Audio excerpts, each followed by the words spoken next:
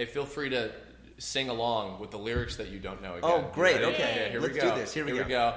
We waited for a lifetime. They made a Kingdom Hearts thrice, baby. Now you're gonna know, baby. Now you're gonna know. Not everything was just right, but no, we didn't think twice, baby. On buying it, baby. So now on this Kirblog, we will talk all about how we felt. Heather and Ben Diskin, join me right now, or they'll be killed. Wait, what now? Oh, hold on. Don't call Child Actor Protective Services. I am not a child. Well, by age. Hi. Hi. Welcome, everybody, to the, funnily enough, third installment of, I guess, this line of Kingdom Hearts 3 related Kirblogs that I've been doing. When we last left our heroes, shortly before the game came out, Benjamin Diskin and I, who's here with me again today. Hi. Hello. Voice of young Master Xehanort. That's and me. Avid fan of the series. We did a retrospective on the entire Kingdom Hearts series of games, going through our thoughts on each one. And then I attempted to do something different that ended up not being too different in the end. I did a little solo sort of travel log of my daily experiences with the game as I was playing through it with Amy. And then we ended up being really busy throughout the weekend and several days after that weekend was over when we beat it. So I ended up saving like the majority of my thoughts for like the entire second half of the game until well after it was done. So it was not quite as fresh in my mind. But either way, this is our sort of post-mortem. It sounds grim, but of our had a chance to sit with it and digest the whole game and our thoughts on Kingdom Hearts 3. And we're joined by Heather. Hi. Hello, welcome. Hi. The largest Kingdom Hearts fan, not in actual physicality size, but certainly in heart. And yes. That's what it meant.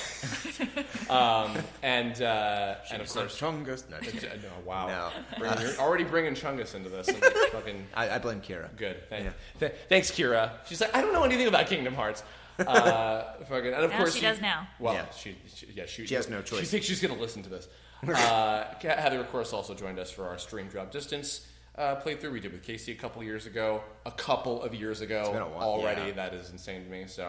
So I brought these guys back because I wanted to, like I said, just kind of talk about the reviewy type stuff in terms of our thoughts on the game now that it has been it's been a little over a month now since it came out. Yeah. And I guess but like spoiler alert. Oh yes, we are going to be talking about things that are completely spoilerific in this game. So if you have not played this game to its entirety, or if you care, do not listen to any further in this Kirblog. For sure. Thank you. Yeah, and even if you haven't listened to the other two Kirblogs I did before this or whatever, just know we will be speaking completely casually about all of the spoilery shit. And once we're done with talking about like thoughts of the game itself, then I'm going to get into the fun stuff, which is theorizing about whatever the hell is going to come next. Yeah. So at the time we were recording this on March 4th, so this is going to be going up a few days later. I'm not necessarily expecting there to be any major news breaking out, but we have just learned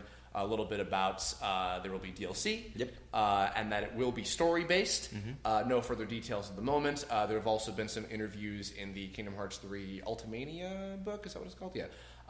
So, as far as we know, there's nothing new, or if there is, then Kingdom Hearts Insider has probably already reported on it, and we're going to look like idiots, but whatever. So, guys. Yo. Long wait. Oh, I'm sorry. Real quick, before we get into that, actually, hey Ben, you want to tell the audience real quick about the fun we had with when we recorded the previous thing we did and what I had to do after? We brought two microphones. Oh yeah. So we are now using one microphone because the last one, for technical quality's sake, we decided to use two, record them on different devices, and I think we did it wrong because they were not properly in sync. And Chris had to basically go through the entire thing by hand, syncing everything up, like bit of dialogue by bit of dialogue. So This will not be the case now, so we won't No. have to, deal with any kind of technical nonsense. I don't know if it's necessarily better or worse sounding compared to how it was before. It's fine. It's certainly less work for me to do, which I appreciate. Yeah. So, yeah. Anyway, so as I was saying, long wait. It's here. You played it all. You've pretty much done. I mean, you're in the process of platinuming it. Yes, that's correct. But you have, all in all, played through the wide majority of the content of Kingdom Hearts 3. I have more or less already explained most of my thoughts on it in the travel log thing I did already. I'll probably pop in. But you guys, please take the stage. Tell me your hopes, thoughts, dreams, aspirations, that whether they did or did not come true through the experience of this game. For me, what's really weird is that finally, after beating this game, do I finally actually understand the lore. So it's kind of like... Really? Well, As a whole. Okay. With the exception, of course, of the stuff that happens in the mobile game, because that they just keep adding to it, Sure. and I have not even begun to really play it to begin with, so I can't really speak on that. But the other stuff, like okay, if somebody says, like, all right, who's Xemnas? Like, I can actually explain, like, here's who he is, Right. and, like, as opposed to just sounding like a complete lunatic.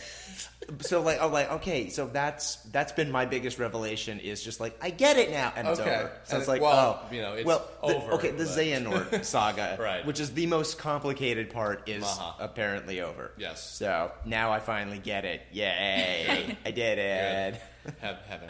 I kind of felt empty after, but it was weird because I knew to not maybe keep expectations super high because no game is perfect, but at the same time and it took me a few days to figure out why I was feeling the way that I was feeling about it. And I think it was just because it felt kind of rushed at the very end instead of just this super even experience. I think that it's important to point out that there is no reasonable way they could have wrapped up the entire extremely complicated plot of Kingdom Hearts in this one game and had it be to everyone's satisfaction. Sure. So my expectations for this were basically like, I just want to see the main plot points brought to a conclusion that makes sense, and they did. So for me, I was mostly satisfied with the way this ended. Right. But I do agree with what Heather's talking about, which is it's not so much whether or not things were concluded properly, it's just the pacing of the game. And Heather pointed this out a while ago, which was there's no middle of the game. Oh, I'm not the only one who said that.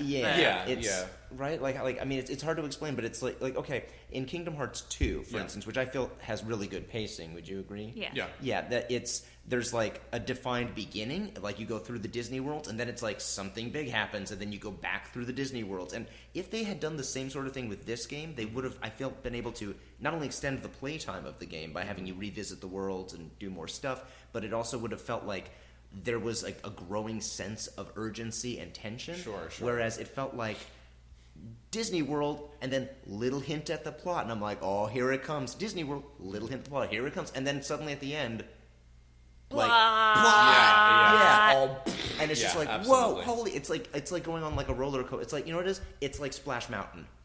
Okay, right? You're like going through it. You're like, oh, look at the cute little woodland creatures. They're singing a song. How do you do? Yeah, right. And then at the end, sploosh, and it's over. And you're like, what the? Yeah. So it kind of has that kind of pacing to it. I have certainly I've certainly heard that. I mean, like, it didn't so much bother me, but I've definitely heard that criticism consistently enough from everybody that I've heard opinions from about that. Like, it's not something I can certainly refute. And I would agree with the fact that even though I find 2 to be a little too long, in the grand scheme of things, but I do agree that its layout of the entire story, I think, definitely does have better pacing to it for certain. Also, I feel like I interrupted you. I'm sorry.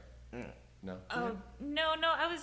If anything, I was just going to be like, it made me feel like I wanted to rush to the Disney worlds, and I really to get to the end. Yeah, Kinda, yeah. And if they had maybe put Aqua, rescuing Aqua, maybe after the first set of worlds, and then maybe after the second set, finding Ven, maybe it would have felt a little more even. and I wouldn't have wanted to rush through quite so quickly. Right. And see, I would argue that the length of 2 is what they needed for 3. Because this is supposed to be that big game that encompasses everything and brings everything to a close, and giving us more time. It would also just give more weight, I feel, to like some of the events. Like, okay, well, like, I mean, this is probably jumping ahead, I assume. Sure. But like the ending. Yeah. Okay. With Sora disappearing. Yeah. And this is something, I think, was it the Team 4-Star guys who were reviewing this game who pointed this out? Somebody. It was basically just like, okay, it wasn't clear why he was disappearing, and so Nomura had to explain this in some of those interviews in this, in the what is it called? Ultimania. In Ultimania, which is that, oh, no, he's misusing the power of waking, and that's what resulted in him vanishing from the world. But when you play the game, there's some like ominous general warnings from my character, and like I think from like maybe Mickey says something at one point, and like that's it. But that's it. So it's A great way that I think, and this is bouncing to a completely different game, but it makes my point. In Red Dead Redemption 2, and again, spoilers in that game if you guys haven't finished that one. Arthur, the main protagonist, dies of tuberculosis, but he doesn't get diagnosed until maybe 3/4 of the way through. Okay. But he starts coughing at a certain point, and he starts coughing more and more. And at first you think, well, maybe that's just how they wrote the character. But then it happens more, and it gets more severe to the point where it's like something's wrong. Like the color starts to drain from his face. He starts to lose weight. You can tell something is wrong. That would have been, I think, a good way to... Sure, so, like, you know that thing at the end? It's the fight that, like, I think it drove everybody nuts. The freaking Lich fight, where you fight the same Lich Heartless over and over again. What they could have done, and I think it would have been easy, was just to be showing something like, I don't know, Sora kind of clutching his chest or something like that, or being like, wow, I'm really exhausted from this. There's something to indicate, like, this is taking an unusual amount of wear on me, and I'm the guy who's super energetic all the time. Something along those lines. Just like, if like, what he was doing in like saving everybody during that segment was actually using the power of waking. I think that's like, what it is. Well, because I'm not sure. Yeah, like it's. I mean, or like, if something had happened to him after he saved Ven, that maybe he passed out or he Well, has something like that. Well, because like my character says specifically, the power of wakings is to reach worlds through hearts, not to reach hearts through worlds. Is that correct, or did I get that back? Yeah, I think that's right. But whatever he's doing, it's basically the equivalent of trying to breathe in carbon dioxide and exhale oxygen. It's like, that's not how you're supposed. That doesn't work, buddy. What are you doing? And it's like just like how that would kind of kill a person. I mean, obviously it's Kingdom Hearts. But like it's that kind of thing. It's like there's that indication that, yo, dude, you're not using this correctly. Don't scratch your head with a loaded pistol. Like, what are you doing? You're asking for it. Yeah. And then something bad happens. Right.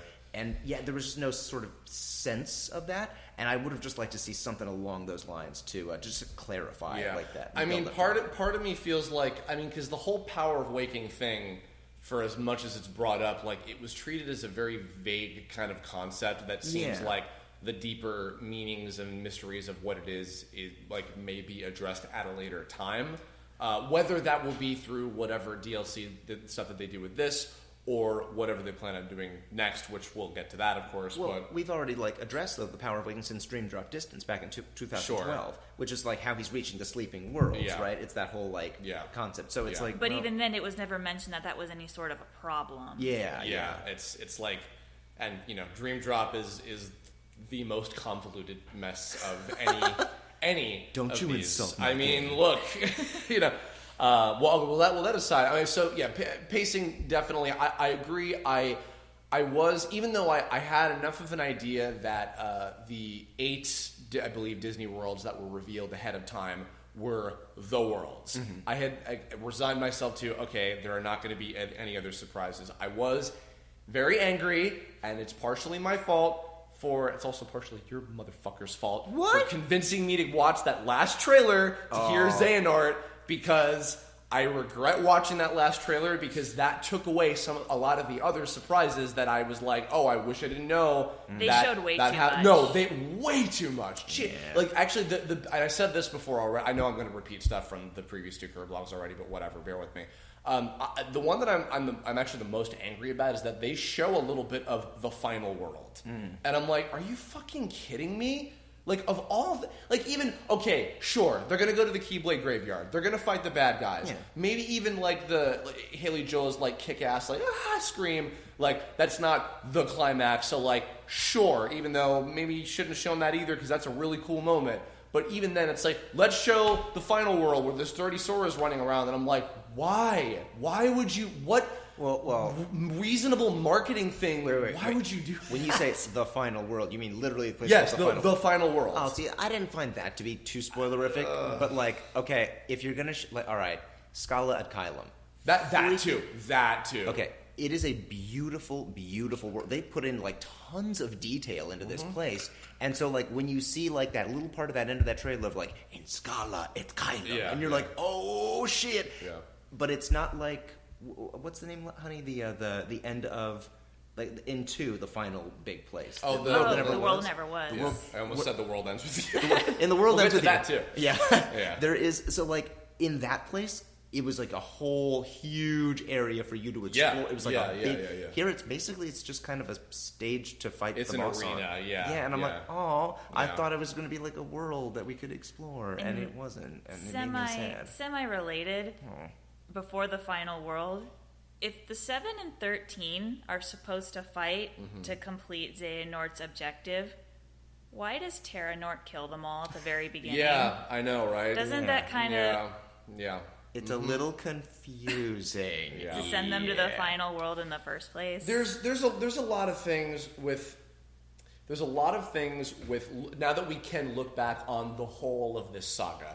There are a lot of things, and I know I always say this a lot when I'm critiquing these sort of things, that like it's not my vision. Who am I to say like, well, I would have done it like this, and like I think they should have done it this way or whatever. But like there's things within the lore and the overarching story of this saga as it is.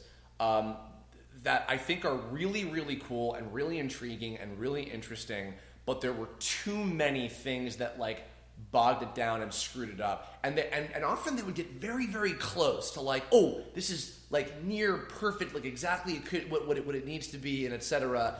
And while also having it be interesting and engaging and like surprising and stuff. And there were some surprises. There were things that I loved, like some twists that were like, whoa, what the fuck? Oh yeah. But yeah, I mean, and I often I go through this problem with stuff like Dragon Ball, where it's like, this is not a series that is designed like this. It's not like, Martin reminds me of this, not everything that has a big multimedia franchise with lots and lots and lots of different installments over different types of things, not everything is going to be Star Wars. As in, not everything is going to have a committee that is designated to making sure the history and lore and continuity of a very expansive universe is always lining up with each other. And even then, I mean, like, side note, but like, I believe with 7, 8, and 9, I think that recently they like deconfirmed, like, oh, a bunch of this stuff from the extended universe is not canon anymore. Yeah. Even though like previously we worked to make it canon and make it fit in this place or whatever, you know. But point being, like, and especially, to be honest, a lot of Japanese games and anime series, not all, but a lot of them, even when they do have very complicated lore and history and everything, they don't like go in designing like, this is intended to be this whole big thing and we have everything mapped out, you know. Like even one of my favorite, because I want to talk about like moments that we really liked about the whole thing. Yeah. Probably my favorite moment in the entire game is the reveal of the Guardian Heartless being Terra. Oh. That was the coolest fucking thing I've ever seen in my life. It was well directed, it was well executed, it was pretty well performed by everybody. And you watch that and you go, of course it's fucking Terra. Yeah. I'm sure they didn't plan that since the first fucking game. No. And in fact, they might have not even planned that since Birth by Sleep, for all I know. It's possible that they did, but they very well may have not. But it was so well done that despite that, it didn't hurt the moment at all. The only thing I was thinking about was like, how are you here, Terra Xehanort? Like, because I can't help but think, well, if the recompleted Xehanort after Ansem and Xemnas were defeated is Master Xehanort, then how are you here? Yeah, that has never made any sense to me. And because, like, it's kind of like, okay, what it should be, in theory, is they recomplete, and it brings back Terra Xehanort. Right. But we just saw the old man, old Master Yep. Xehanort, come back. Yep. So my theory is that they both came back. And that's what happened. That's the only thing that makes any kind of sense to me, but I don't really... Yeah, I mean, I tried to put two... I mean, the replica / picking people out of timeline shit was like, once again, I only barely comprehend this. Yeah. I did like the replica thing. I actually did like that as a reasoning as to how some of these characters were able to come back, how some of them were able to all be in the same place at once. I also, once again, accepted the out-of-universe reason being, we just want to have all these characters back. Well... We just want to have Ansem and Xemnas and every single version of them all be back because it's the final thing of this and but what see, the fuck at least it was set up way back in, like, Chain of Memories. Sure, with, like, sure. We're coming up with these things called replicas, and you can put a heart in them. And, it's and like, I like the fact that they even, like, that was not a plot element I expected them to go back to at all. And it was like, oh, okay, then you're utilizing it pretty well. I will say... And I believe Nomura has specifically said in a recent interview that this is something that will be covered in DLC somehow. But something I was kind of disappointed to hear about recently, I've pretty consistently from people, is that not very many were affected by the Birth by Sleep trio being reunited in comparison to the Days trio. Oh my god, me too. Do you felt that way? Oh, big time. I like the Birth by Sleep trio. The Days trio, that was the only moment in the game where I actually cried. Okay. I was like, oh my god. See, here's the thing. It's super cute, especially the Shion just like bawling and then Axel like breaking down crying when they hug together. It's well executed. However, admittedly, and when I did the Birth by Sleep trio rescue thing, fighting Terra Xehanort and all, it was Terra Xehanort and Vanitas, right? Yeah. Yes. Fighting them, I was like, I still don't know how Terra Xehanort is here, but I've already seen him, and we had the cool moment where the Lingering Will shows up, so I'm like, okay, whatever, I'm putting it on my mind. And then he's gone. Yeah. And then he's just gone somehow. And that moment, I think I told you guys, like, I had to, like, leave the room and go wash my face out, and Amy was like, are you okay? And I'm like, yes, I'm just really happy. Oh, my God. And even, like, rewatching it, I just, like, felt like rewatching the cutscene. It was still making me tear up again. And I was like, God damn. But, unfortunately... it was not even so much because of it being Roxas, Shion, and Axel. It was because the lead-up was, how is Shion here? Okay, whatever. Followed by, how is Roxas here? Followed by, oh great, Kyrie's fucking kidnapped. Awesome. Hooray, they got together. That's cute. I'm too angry to care right now. Like, that was seriously what my emotional process was in that span of like 5 or 10 minutes, which, by the way, I don't know if you've seen, but also that boss fight when it's after they switch out having Kyrie as a playable character as a party member for 5 fucking seconds. We'll get to that. And Axel, and then you swap them out for Shion and Roxas. And Roxas just goes to town. It's that Mario Party meme of like Luigi wins by doing absolutely nothing. Yeah. The next time I play through 3, I'm just going to stand and just let him do it. There was somebody playing through that who was literally just taking like selfies the entire time. And just be like, jeez, about like Roxas is in the background like murdering. Fucking Sykes. Other Promise remix like bursting in the background and Sykes. It's just like, I can't do anything. Yeah.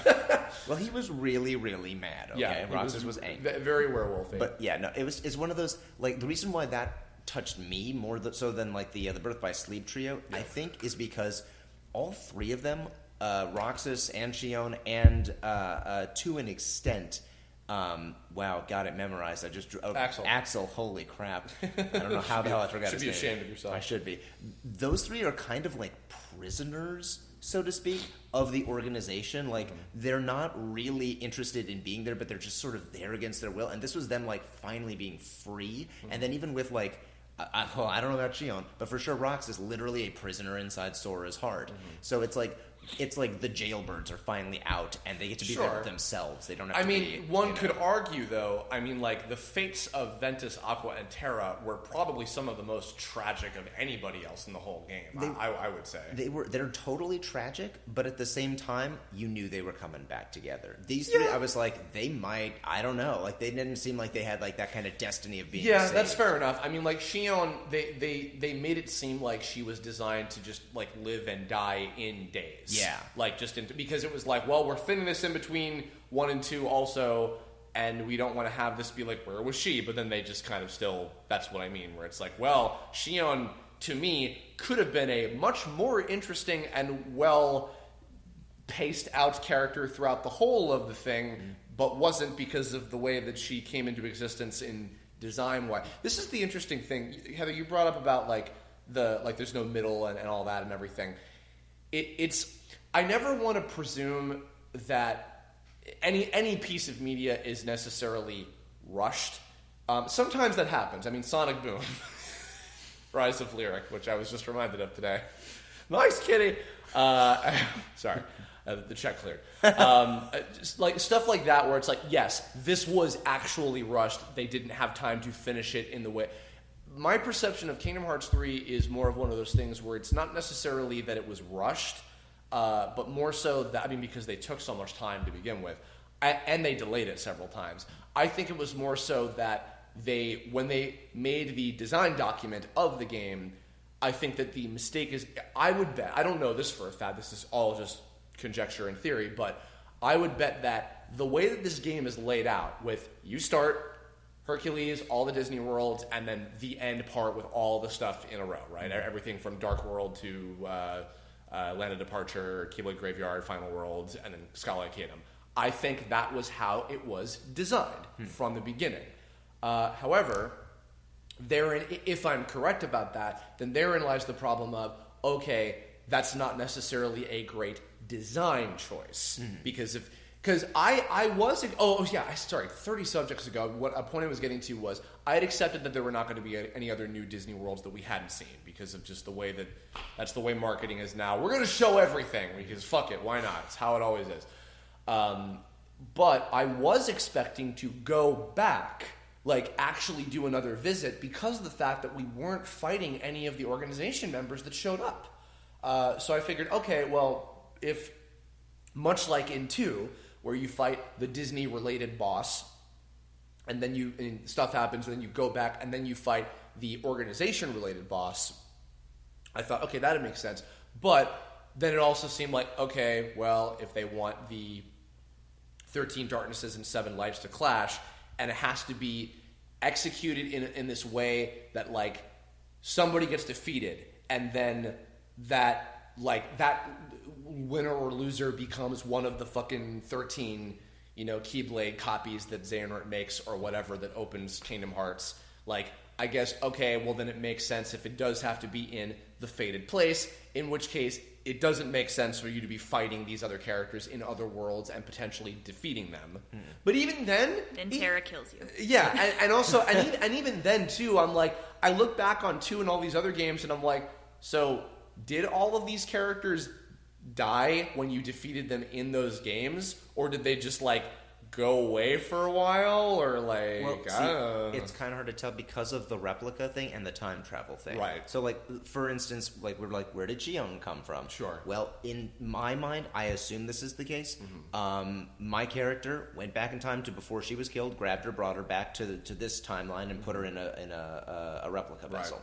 And I'm just like the same way he did with Xemnas and Ansem, Seeker of Darkness. So I would assume that these characters are all exactly who they were at the end of 2 before they were killed. Right. That's basically what that is. Yeah, and that was a little disappointing because I was kind of hoping and expecting that the classic org members that were in this were the humans recompleted, like Lorium and Elrena or whatever. I think some were. No. I mean, what was the question?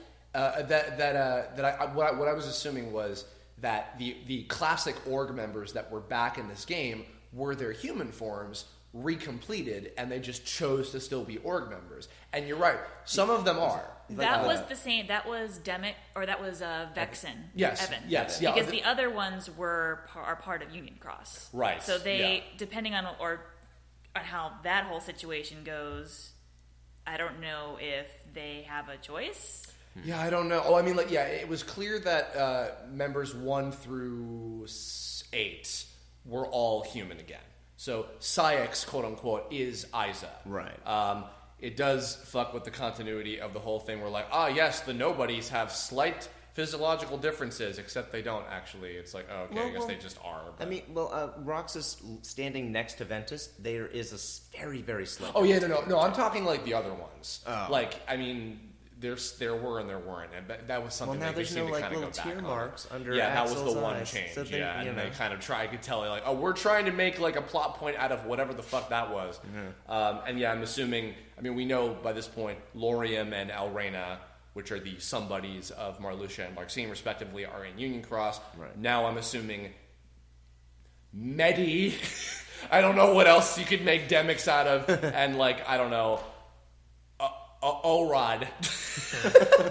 D-Lord. Sure. D-Lord. Hey, I'm Dick Lord. Yeah, they call me D-Lord for sure. You sure are, man. By the way, can I point out, I think I forgot if I said this in the travel log. This isn't going to segue into my dick. Yeah, well, everything always segues into your dick. Okay, good. I loved that because Robin Atkin Downs is Luxord. Yeah. He's also the Bill Nighy voice match for Davy Jones, and I'm like, wow, you get to be both the villains of the Pirates level. Good job. By pure coincidence. Right. Like, I think the TFS guys thought, like, oh, maybe he just like, happened to be around and they had him do it. Like, no, just by coincidence, he has voice matched Davy Jones in, like, Pirates, like, games and shit or whatever, and they both happened to be in this level. It's like, that is a coincidence beyond all recognition. Anyway.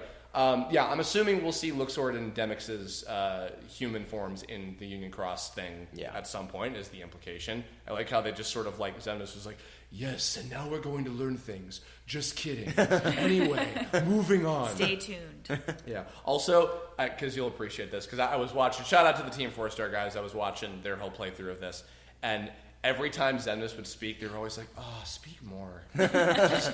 Oh, God. Yeah. Yeah, because Heather, I think, is like #1 fan of Paul St. Peter's just speaking in general. He should read the Bible. That's what I think. He would just play God. All the times that God is speaking, I could just be him. Every time you hear him, like, wasn't your joke always just like God? Okay, well, sorry, I've been getting way off track with some of this stuff, but okay, so we've had a lot of criticisms. What were some what were a lot of aspects and like moments, character things, boss fights, levels, whatever, things about this game that you guys really, really super liked a lot? You want to go first? I liked how big the worlds were. Yes. Even, I mean, it wasn't as big as I was hoping. It just kind of felt bigger in a way. Yeah. I liked the mini games. I like the extra stuff that you can do. I like the cooking. I know Ben kind of wants to kill that right now. Well, the egg thing is that one's hard. Yeah, that one is hard. Yeah. That I finally got that. Like I got after it, a while, but it's so touchy. Okay, it's much like actually doing it in real life. No, it's not. No, it's much harder. Yeah, I mean, I would argue the real life version's harder. No, the mini games I think were all really solid in this game for real. Like every one of them. Mm-hmm. The post game content I liked. There wasn't much, but it was enough to keep the game going for a while. Battle gates and all that. Yeah. I liked. Honestly, I felt like the writing in terms of the way the characters interacted with each other was a huge step up. Oh dear God, yes. Like better than ever. Well, like this is in all the previous games. It was always I was told that Sora is kind of a numbskull. Right. I never really got that impression of him. I always felt like he's a numbskull in like the cutscenes occasionally, but basically he's just a player character, and I'm like owning all of these super powerful guys. So like, really, I'm supposed to believe this guy's a screw up? I don't believe that. But in this one, all the characters, especially the main three, their interactions with each other are super solid. I believe they're friends. I believe that they have this camaraderie. Yes. It doesn't feel like they're because isn't it cool to have Donald and Goofy in your party? It feels like no, these three characters really bond. Yeah, I would say the localization writer, I think whoever from Square Enix that wrote the English dialogue, like really did a good job on it. That there's always going to be a little bit of that like JRPG awkwardness in there. Yeah. There was one actor, I won't name names because I don't want to like make them sound like they were complaining. There was one actor that I spoke to who also worked on the game that was like, yeah, there were still some moments where like, I don't want to give it away because I don't want to throw them under the bus. But they were saying like, yeah, there were moments where I still felt like there could have been more words because I found that I was still having to do the like anime pauses, even though like we didn't necessarily have to do that with the way it's set up. Yeah, that's always. It depends really on the production. So Yeah. like there are some things where they're like, oh, we're going to add some words, period. And Yeah. like that's it. Yeah, and, for sure. And others, they're like, no, we are locked. This is like what we have been authorized to say, so we have to make this work. Sure, So if sure. it's not enough, you got to take your time, add a bunch Well, of pauses. especially, like, what I are you mean, gonna do? for Christ's sake, and even not even pauses, but like length. I mean, like, you know, one of the running jokes is Donald's extremely slow delivery of this looks like a good place to find some ingredients. See, I don't think that's. I'm not sure if that's the Japanese thing. I think that's literally he has to speak that slowly to understand. exactly. him. Yeah, because for those of you who don't know, Tony Anselmo, Yeah. who has been the voice of Donald for like 20, 30 years now, Something a like long that. time. Yeah. He has a book of like seriously, he has a book of these are the words that Donald can and cannot say because they like physically, like I think it's a sense of like physically it's like too hard to do it. And Kingdom Hearts I think is one of those things where it kind of breaks the rules inherently because of how many like very particular terms there are, and like even like he has to you can tell he has to say Sora as Soa. Yeah. Like that's the only way he can say that in that voice. Right. And I think that with this looks like a good spot to find some ingredients. It's like he has to say it that slow, exactly what we're getting to, where like to have it be pronounced that way at all. Yeah. So I give him some, and actually I will say not only props I was going to say with the localization writer, all the cast I think everybody was solid, including all the people that I will admit I was very critical of previously. Aqua and Terra massively improved, I think. Mickey, I think, actually was a lot better, and the standout was fucking Haley Joel. Like, my God. I mean, like, I liked him in the previous games. I think he did a good job, but his performance in this game makes his performance in 2 and 1 look like amateur hour, like, just comparatively, because he was so, like, expressive and fun and lively and got all the goofball moments, all the comedy stuff was really well done. Oh, speaking of comedy, sorry, brief pause. Oh, sure. Best moment in the game, by far, that like literally had me laughing is Sully? No. Oh, that was great too. That was great too. Yeah. I know what you're talking about. Yeah. No, this is where it's early in the game. Mickey is telling Riku what Aqua is like. Yeah. And he's like, well, she kind of reminds me of Sora. And Riku goes, what? like, oh my God, are you kidding me? Another idiot. No. Yeah, and he's like, no, she's cool, it's totally fine. That cracked me up. I'm like, oh my God, that is the perfect reaction. Not another that one. was so weird. I was like, what the fuck was that on? It was really like, out of left field, but it was very funny. That's yeah. my favorite one by far. But like, no, with like the Monsters Inc. with them getting like just yeeted through the doors. Just pure, Fucking like, hilarious. we were dying, and the TFS guys were everybody was dying. Every single person I've ever watched react to that scene just loses it. And it's been so long since I've seen the original movie that I've forgotten that happens in the movie. I believe that he does do that at some point in the movie, I think, where he like throws a bunch of door into another door into another door into another door, and then like wood chips it. I feel like somebody told me later, no, that is a gag from the movie. It's just like a lot of people haven't rewatched Monsters Inc. Or maybe I'm wrong. A lot of people haven't rewatched Monsters Inc. in forever. Did we? So Didn't we rewatch that movie recently, Heather? Um, I remember somebody being thrown through a door and yeah, that was slammed and Randall, but destroyed. that was at the end, and that was only through one door. Yeah, I think. one maybe I'm door, remembering wrong. Either way, it was hilarious. It was so funny, yeah. Also, Woody like standing up against you, and like which was like the most anime fucking moment of the whole it's just thing. like nobody's ever loved you. That's not true. Okay, you're biased. I love him, even if he is a non-personality douchebag. Yeah. There was something interesting, and, well, I don't know how much you can speak to this. I mean, okay, obviously, we've established this before, just to repeat this.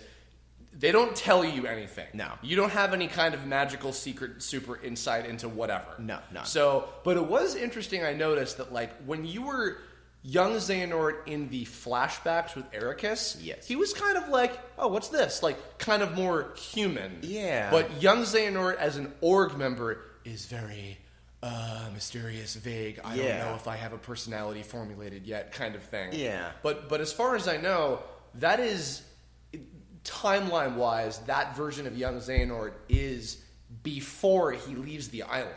Or is it before or after he leaves the island? Do you remember? You're asking the right. Here's I don't know.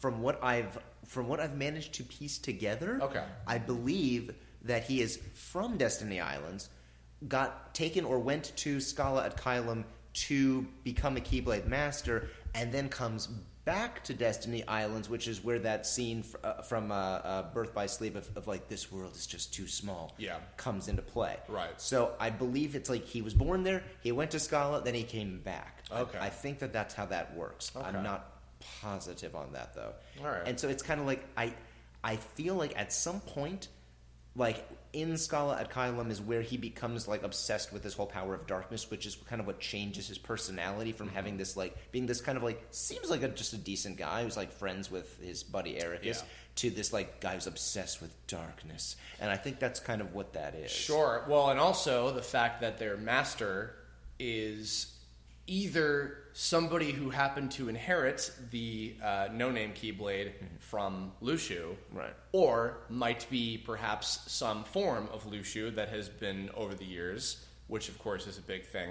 I guess before we move into the theory stuff, there are any other like kind of like specific things just about playing the game that like you guys wanted to mention, like things you liked or otherwise? I loved the combat in this. Oh, yeah. Like, I mean, I'll say, I understand there's certain people who will be like, well, there's too much stuff to do and Sora's too powerful, but I find it to be a very fun game to play. Oh, yeah. There is, it gives you more options to, I don't want to say just press X to win, but it gives you like a lot of different ways of playing the game in order to progress, and I felt like I just had fun with this. Whereas with the exception of 2, the other games to me, there's a little too much strategy and not enough just like go nuts and have fun and go crazy. Oh yeah, no, I would say that like the combat alone and just how much like pure ridiculous fun it is. Yeah. I would say more than anything else, that is what makes this like the best one they've ever made to me. Just because like it's like you always feel so powerful and like all of the controls are really tight, which does go against like the plot, of course. Where it's he has no power. Actually, suddenly he has all his power. Suddenly I can summon Disneyland rides with fucking neon lights and whatever. Speaking of which, because I was watching Heather play this game, she beat I think it was Xemnas or Ansem in the final fight with like him, Ansem, and me. And she beat him by using the pirate ship. Oh, dear God. Which is hysterical because it's like this big important fight. This is so awkward. And it's like, boop! And he goes like flying through the air, and then the ship comes back around, boop! And he goes flying, and boop! And it's just like, it's like juggling him, and it's so freaking funny. Like, wow. Then the final battle. Jesus Christ. And what about you, Heather? Any other kind of final thoughts on the game itself? Or? I don't think so. No?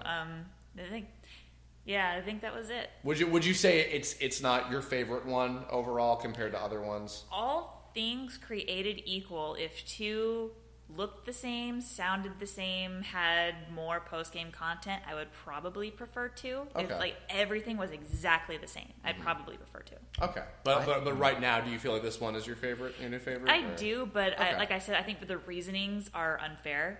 Like because all the text box are gone. There's more post-game content. There's more mini-games. Yeah, the worlds are bigger. Yeah. All things created exactly the same. I think I'd still go with 2. Okay, fair enough. Well, we're going to get into theory stuff next. We're going to take a super short break, and we'll be right back after these messages that you may or may not be seeing. We'll be right back. All right, we're back. So, still here with Ben and Heather. Yeah, we didn't go. We didn't leave. We didn't run away. No, we were just here. We just stared awkwardly at the screen for 5 seconds. That's not true. I had to pee. Sorry. As you know, actually, okay. Before we go into the theory stuff, excuse me, because this will also lead into it. The ending. Let's talk about the ending for a second. Okay. Overall, I really liked the ending. In fact, I would say specifically, I loved the last stretch. I loved all that big gauntlet of all the big final boss battles. I thought they were all cool, particularly, actually, the one, and I'm not just saying this because you're here, the one that I loved the most, even more than the final battle against Master Xehanort in the Heaven Place, the 3 Xehanort fight. With Ansem, Xemnas, and you. Yeah. That's my favorite boss fight in the game. I've heard that a lot. Yeah. It's fun. It's cool. It's like interesting. The individual things you get from them are cool. The little moments at the end where they're complaining about shit or whatever before they die. And we probably never see them again. and that remix, that like medley of all the like final boss fight themes is that's some good composing right there. That's really cool. And do you like the fact that like I'm like not remorseful in the slightest? no, you're just like, whatever, man. Vague shit about the next game, probably. Bye, peace out. Yeah. You're screwed. Suck my dark. Gone. And then the. I wish you could see the expression he's making right now. It's amazing. I didn't say the word. What the fuck was that? Oh yeah, no, and then the orchestral simple and clean mix over the last few bits being wrapped up. Everybody getting their new outfits. Yeah. Shout out to Shion in that cute as fuck goth dress. Good design. And then everybody gets together for the beach party, and like everybody's there and everybody's okay. And then fucking Sora's not, though. And I was like, I know. Oh, I was going to say this before. When I saw you guys were hanging out, like shortly after we all beat the game, and I showed up and I was like, I feel like somebody died. Like, I'm actually sad. I feel like someone in real life died, and it's fucking me up. Oh, you know that's not going to be. You know he's not dead. No, I know, but just the way that like it was executed, and like that last shot, and she's like crying, and they're holding hands, and also if you notice, very subtly, like right as he's fading, and right before they cut to black, she's like leaning over a little bit, and I'm just like, oh, she's like breaking out into tears. I bet off screen, and they cut to black before that. But no, I that wrap up of like virtually everything except Sora and Kairi, I felt was super satisfying. That's my ultimate, like when people say it wasn't worth the wait, and I'm like, yes, it was. Yeah, Jesus. There's so much stuff that got finally concluded. That's been like we've been waiting for years. Yeah. So it's like that's really cool. Yeah. Did you guys feel the same overall about it? Would you say? How'd you feel about the ending? Yeah. I mean, I was confused about the ending. Yeah. And even after he faded away, I was still like, wait, what? Are they actually there? Is he there? Is this actually happening? Yeah. The answer is yes, because it's Kingdom Hearts. Therefore, everything exists. No one dies. No one truly dies. Well, no, I mean, like, because it's like, oh, was it all a dream? Well, if it was, it's real, because dream is real. Like, data is real. Like, everything is real. Toys are real. Toys are real. Video games are real. Speaking of... So, God. Okay, well, before we go to the secret ending... That was such a good segue, you bastard. I know. But before we go to the secret ending, let's talk about the post-credit ending. Okay. So I went in not expecting a whole ton of stuff about the cell phone game in this. I am glad that I watched back cover. I am glad that I watched a few of the summary videos. Shout out to Luke Cyberlink, who linked me to a few of the videos that I think were important for me to watch regarding Union Cross and Unchained Key and yada yada. I understood enough. Plus, also, I fucking love Zigbar.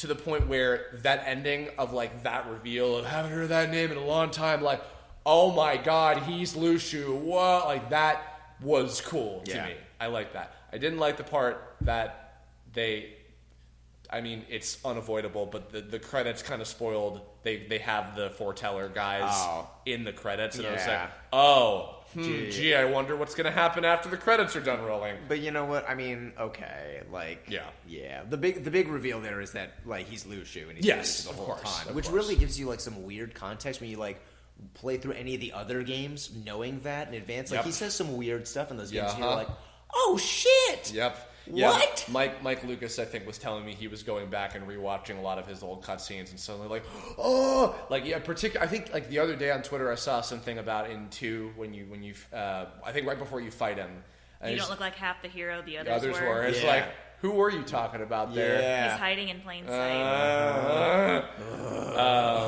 Which is pretty clever. I mean, I don't know how much of that I don't know how much. I think everyone thought he was talking about Terra, Van, and Aqua. Yeah, no, that's what I thought for years. Yeah, of course. But you know, and probably at the time, that's who he was talking about. Mayhaps, indeed. You never know. Yeah. I mean, it was funny. It reminded me a lot of the kind of. If you guys remember anything about the ending of the first Full Metal Alchemist series, not the one that follows the manga, the first one where they made up this whole thing with Dante, the villain, where like she was like switching to new bodies like over the years and that whole thing and etc. That was kind of what it reminded me of in terms of Lucio, but the twist being that like he was his long game was I needed to get the Keyblade back and I needed to watch all the shit happen and just kind of be there for it or whatever. But now we're gonna do the things, and of course, actually, I do feel like Pete and Maleficent got gypped in this game. Yeah, they keep getting that, don't they? Would have at least liked in the middle of them searching for the box thing. Would have at least liked just a quick little fight with them. That would have been kind of cool, maybe. I don't know why they didn't do that, but you know more, Heather. You know more about the goings on of Union Cross. I think probably more than anybody. Bit. Okay. So we have no idea what the fuck is in the box. No. Oh yeah, we do. We do. It's fucking PJ. Let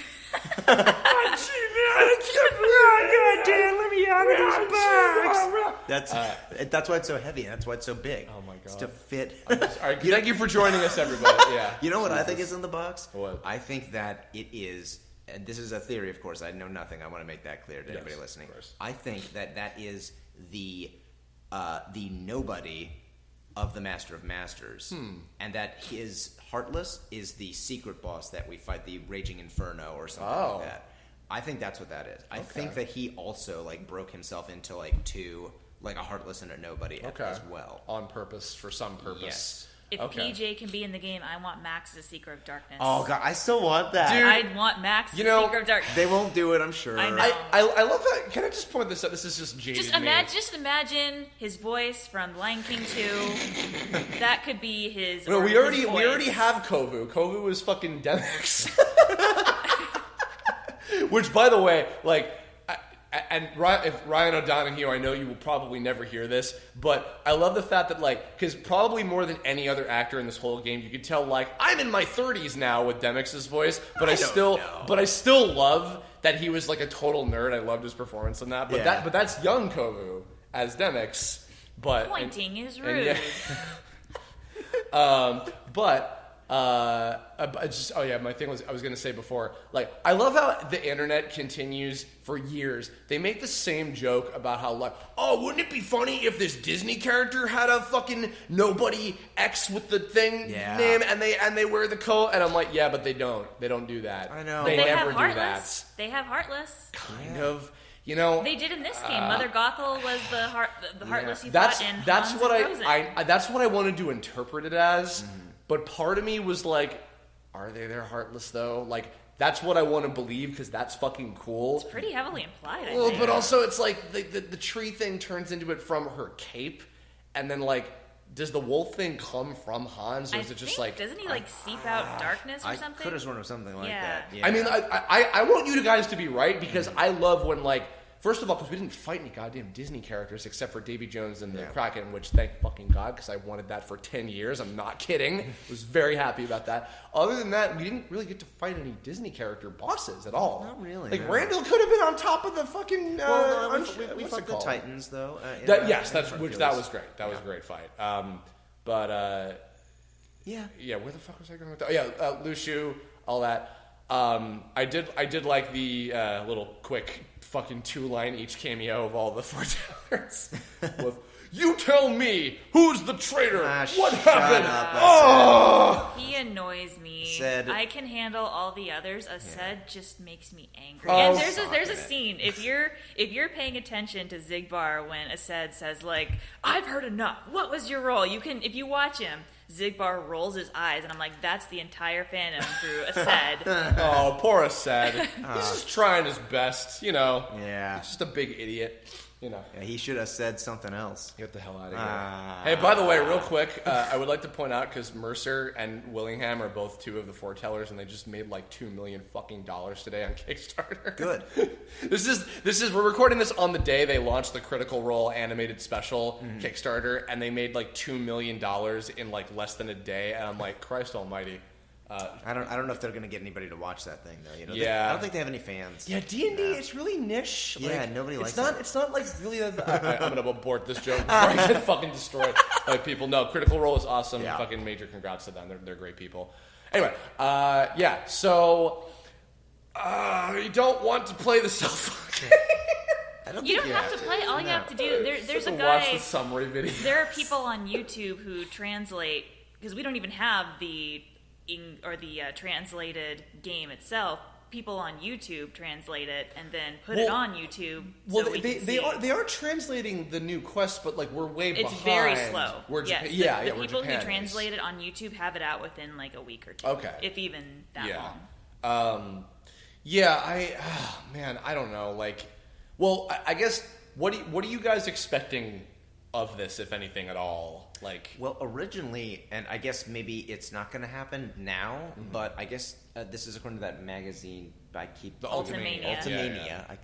I guess Nomura said that he actually wanted to make a game featuring young Xehanort that would explain what happened to him. Not make a game about it, but include that into Kingdom Hearts 3. Oh, but then he said he had to shelf that because then it wouldn't really be the ending. But that it is actually happening. And it's what they're going to do is they're going to release. This is going to be like between 3 and whatever comes next. And it's only going to be available on the Nintendo 64 disk drive. Okay. Anyway. And anyway, so, you had me for like a millisecond. Thank you. Ben. And it's going to be a chess game. But listen, if you don't play all the way through and beat the game at level 99, you will not understand the thing that happens in Kingdom Hearts 4. I'm really glad you even know what the fucking Nintendo 64 DD is. But specifically, that's mainly the American prototype only, not the Japanese version. Wow. That won't work for that. So it's easy to get your hands on. That's very impressive. Thank Ben. you very much. I'm not even shitting you. I'm impressed right now. Anyway, shut the fuck up. I actually, on the note of it's going to be called 3.2 Electric Boogaloo. I'm leaving the room now. Jesus. I'm marrying him. You sure? Wow. And now you belong to me. You belong to the darkness. Christ Almighty. Speaking of the chess set. Oh yeah, huh? Christ. So in the middle. Okay. So when I went back and I was going through the Battlegate stuff and going back to some of the other worlds for different things, looking for them. Of course, they have the fucking Instagram shit in between the loading screens. Excuse me, which was very cute. I did like. It was very like. So are we calling those heart tags? I mean, I was constantly having the thing about like, who took this picture? Yeah, there's some that are like, okay, wait. There was one I saw that was a shot of, and maybe you guys have seen this, but it was a shot of the keyboard, the chessboard, and it has 7 light pieces. Yes, and I was like, oh, but. In the thing, it wasn't the game at the beginning. I believe in somebody. If you can find it and post a link to this in the comments or whatever, because I know, I believe I'm remembering this correctly. It was the rest of after just watch when he puts the thing out. Yeah. So it's 7 dark pieces and 7 light pieces. Well, there's a scene right after everyone kind of gets taken out. Yeah. Back to the chessboard. Yeah. And that's where Ericus is talking about the light of the past. Yeah. And that scene is there, and then the 5 light pieces show up with the stars on top. Yeah. So that's relevant to that particular moment. Oh, okay. Because then is when the Union Cross thing happens. You see Ephemer and the demon tornado. And got it. Okay, never mind. This theory has been debunked. Thank you. This is why we have Heather here. So we would just be like, well, what do you think? Well, then what do you think? Is it going to be 13 lights and 7 darknesses? Oh, I have no idea. No, this is the fun part. No, I mean, I'm sure you guys have had to think about this at some point of like, what are they going to do with this? Well, it seems like it's setting up the foretellers to be either the villains or the heroes of the next game. I would say they're unwitting villains. Yeah, probably unwitting villains. Well, they seem... It's interesting because they seem to me almost kind of like that like Kai position, like in Dragon Ball, with like where you have like the kind of overseers, and then sometimes there's like shit that goes wrong, and then like unwittingly causing things that are problems, or like sometimes even some of them are villains in the case of like Zamasu recently and that kind of thing. Right. And the fact that like Ava is kind of this like separate force, the other 4 are sort of like fucking, I don't know, whatever the boss wanted us to do, I guess. And then Luciu's like, I might be the villain, I might not be. Who the fuck knows? Maybe there's something else entirely. You'll never know. Yeah. And actually, okay, so here's... The weird thing it's implied that young Ericus knows what's going to happen. Yeah. Which is very interesting to me. Yeah. Well, it's revealed that he's a descendant of the Dandelions. Yeah. Yes, which you pointed out to me, thankfully, because I didn't even know about this until we met up that one time, and I was saying I feel like someone died. You mentioned to me these secret reports. Yeah. Which I kind of wish had a little bit more like reasoning as to why they're there. Well, they're there in every game. No, I know, but there was like a reason why, because they were like Ansem or Xehanort writing something and his notes are scattered throughout shit or whatever after things happen. But these are just like random things that these various particular plot-related characters thought or said at some point, and somehow you get to hear them in the middle of fighting Heartless. So it's like, oh, okay. But the actual information was interesting. Yeah. When Axel and Syx were first talking about, here's something. When they were first talking about rescuing the girl, which I did like that. I did like that it gave them a reason to be at the Hollow Bastion research place and why they were 7 and 8 and woke up there later. Right. That made sense, and that was a good filling in a gap sort of thing. I thought they were talking about Kyrie. Yeah, that's what I thought too. Because Kyrie lived there at the time. And when Aqua mentions, "Oh, I met you there, remember?" and she's like, "Those days are kind of hazy for me," and I'm like, "Whoa." That makes me think, and this is just a theory that I'm probably wrong. I think Kyrie might also come from Union Cross. Really? Ooh. Okay. Just because she's a child who lives around the castle. We've seen her in the castle in Kingdom Hearts 1. Yeah. They talk about doing these experiments on children. I think Kyrie might. And she doesn't remember anything about her past, and neither does Ven. Yeah. And Ven we don't know anything as farther back than when like Xehanort is like trying to make him into a thing or whatever. And he's like, "Please, Master, I'm fighting these Neo-Heartless. Where?" Like that's as far back as we've seen of him as we know him. But he exists in Union Cross, which is despite this whole like the new turn that's going to make me want to rip my fucking hair out. World line, whatever that means. Oh, that's right. Yeah, that basically, to me anyway, confirms my theory that there's multiple dimensions. Yep. Which is gonna be real fun. Yeah, not just time, but two dimensions. And it seems to be like there's a dimension where young Master Xehanort is a Jew, and they're gonna have me do the most Jewiest of all voices ever. And you have a dreidel, just a really long dreidel keyblade. That's right.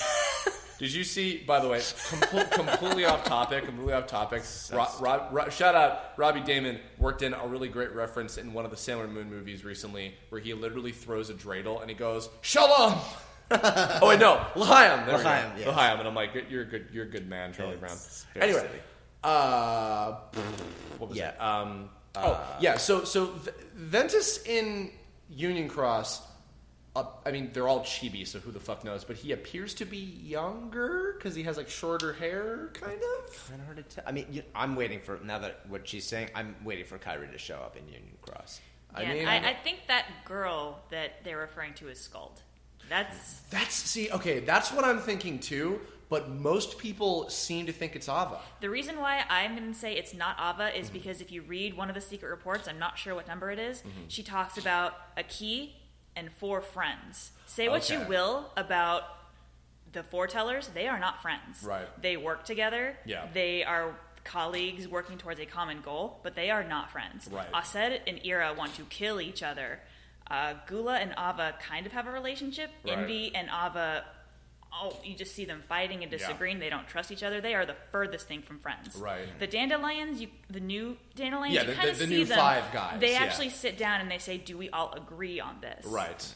Which and also it's worth pointing out because there are just the 5 of them, right? Yeah. Because in before them, it's technically 6 of them. Lushu's not there, but there are 6 of them. Yeah. So for her to say 5, or does she say 4 friends specifically? Yeah, 4. Yeah, that would make more sense. And for the record, for those of you who don't know, and just for my refreshing, it's Laurium, a character named Brain, which some people seem to think he might be related to Ericus's heritage, Ventus, Skuld, and Ephemer. Yeah. Right? Which of course, And in The girl another... is actually Ephemer.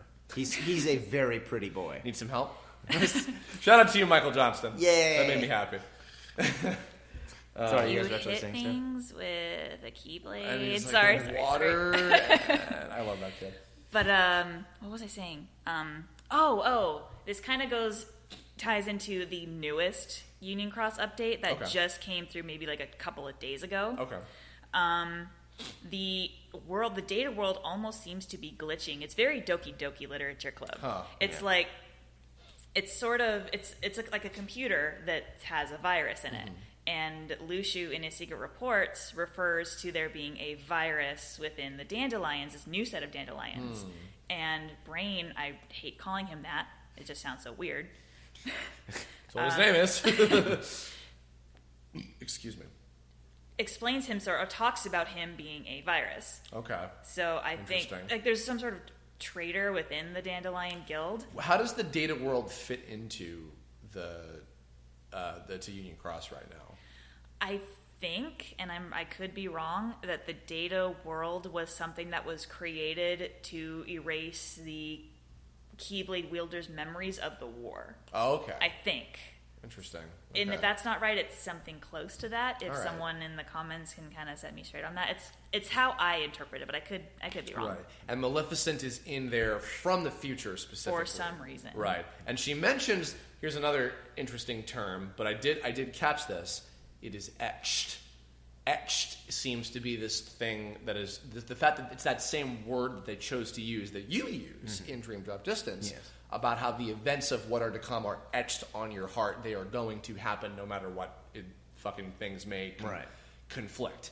So the fact that like she's still looking for the black box, she is in the Union Cross like area of time somehow through whatever way, whatever, and the events of wanting to find this are etched into her. That seems to be an interesting connection there in and of itself. Another thing, I didn't know this for certain. The theory seems to also be that the Nameless Star is Strelitzia, right? Yeah. Which is Laurium / Marluxia's little sister who died. Well, yeah, I guess died. Yeah. Who was supposed to be The fifth member. Yeah, so and someone Brain maybe takes her place. Maybe. Is that that kind of the implication? People maybe? have different theories for how it could be. Some people are saying it's Ven. Ven's the one who took her place. But also, I think that it's worth pointing out, I believe Strelitzia is probably in some way going to come back. Yeah. In like the later game, because in the final world, there's two stars you can talk to. Yes. One of them is, we don't know who it is. Yeah. And one of them is Nominate. Yeah, which I missed, by the way, the first time, and I had to look it up after we beat the game, so I felt like a real dipshit. We missed both of them when we first played. Whoops. So Nominate comes back.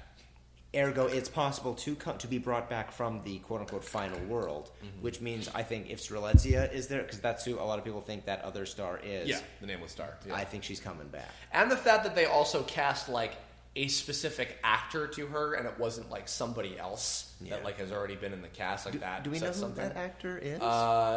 Davenport was her last name. I do not remember her first name. Sorry, she was really good, though. Oh, okay. Wait, wasn't that the woman who played, who did the voice match for... No? No, she was somebody else. Because I remembered specifically. Oh, okay. Trust me, it's me. Oh, yeah. Why am I questioning this? Anyway. Seriously. I forgot. I forgot if I said this in the travelogue. By the way, fucking massive shout out to Erica Harlicker, who is one of the biggest Kingdom Hearts fans we fucking know, and she got to do some bits. Particularly if... And by the way, Erica Harlicker is... God, lots of shit. She's on in Persona 5. She's Kurapika and Hunter x Hunter. Lots of stuff. She's awesome. Great person. And, big Kingdom Hearts fan. And she got to do some bits on the game. Particularly, she was the news reporter in the Big Hero 6 level during one of the connecting cutscenes when they're in like the garage or whatever. Yes. So I was very happy about that. A lot of our friends were in the game. Yeah. Actually, I'm going to kill them all. What was I saying before? Oh, yeah. So, no, and actually, about the stars. So, did you talk to a lot of them? No.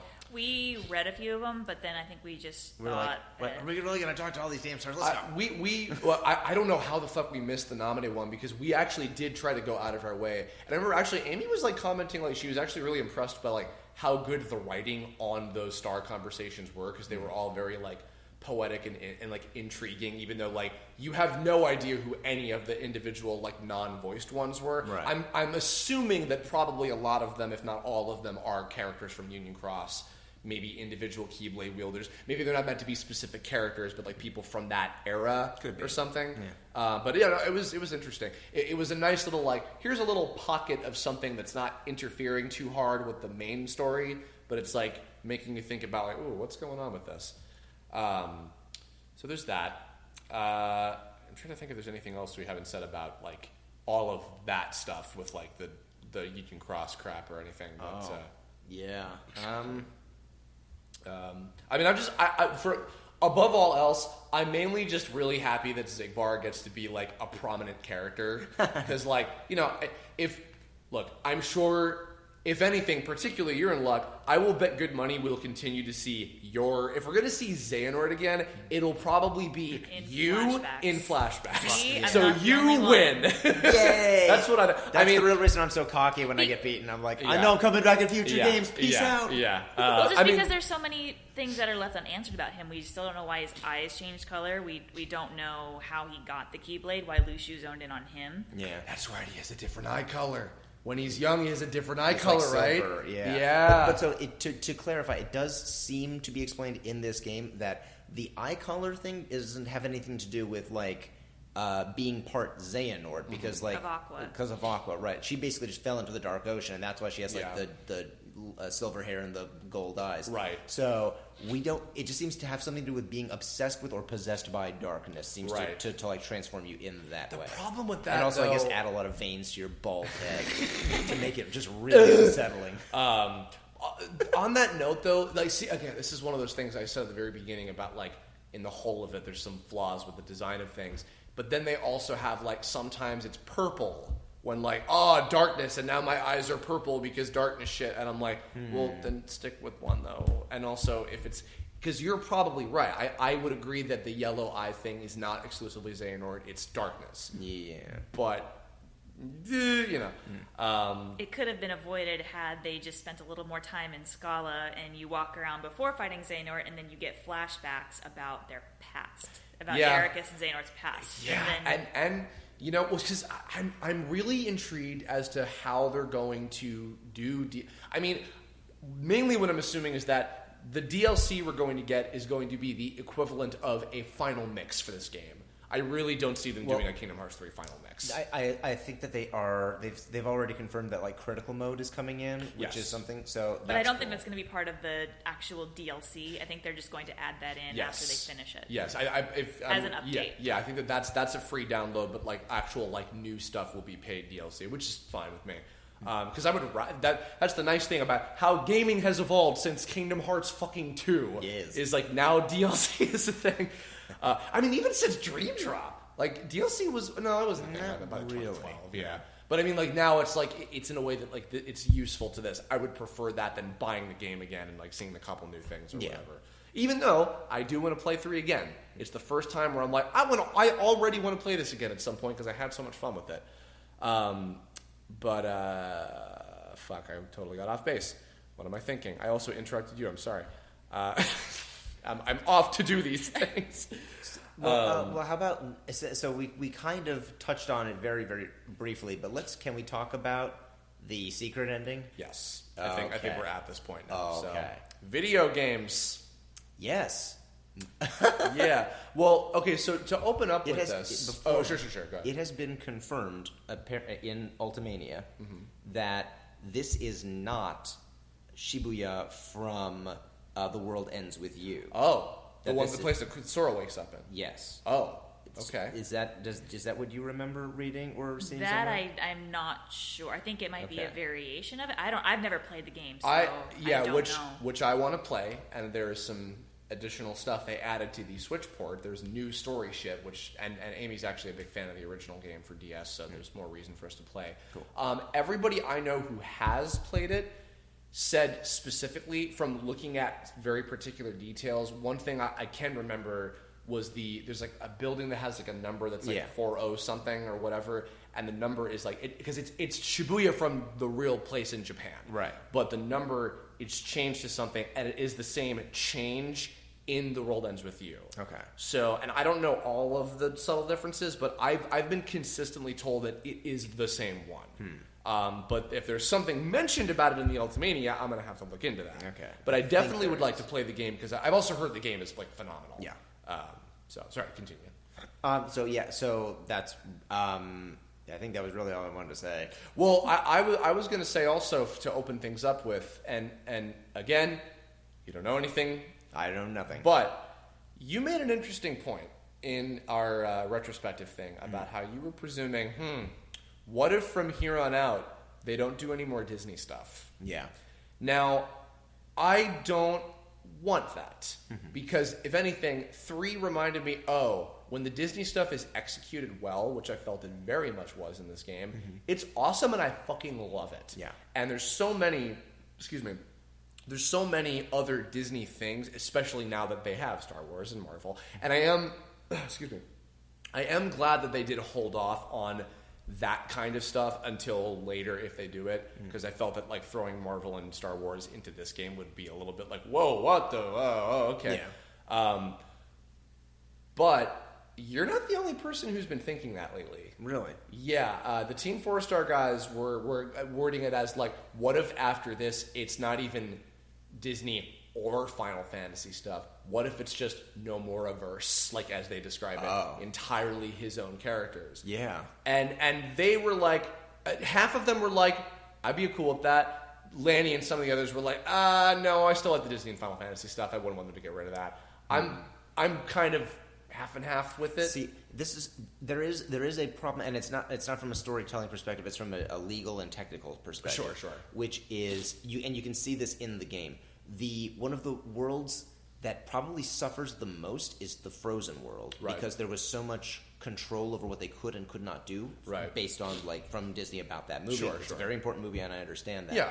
And they don't want to screw anything up, but at the same time, that also limits how much creative freedom they have when they're designing these games. I would have loved to have gone back to Frozen after it was thawed. I would have loved that. And then actually, cool. Arendelle could have been explorable. Yeah. That would have been really sick. But like they were like, well, we can't do that because these are the rules we have to like operate under. So what like I would personally like to see, if they did keep the Disney stuff, would be that the Disney characters all can actually interact with each other and come with you. So like if you go visit Buzz and Woody, you can take them with you to fucking Arendelle and they can talk to people there. And it's like everybody, all the different Disney worlds start realizing that there are other worlds out there. In other words, the whole world order thing that Donald keeps preaching about throughout the series falls apart. I mean, that would be amazing. Sure, really I mean, cool. But I know they could never do that. Yeah, I mean, like Lanny, Lanny always talks about like, and I've heard on the TFS streams. I don't know if this is true. I feel like it might not be.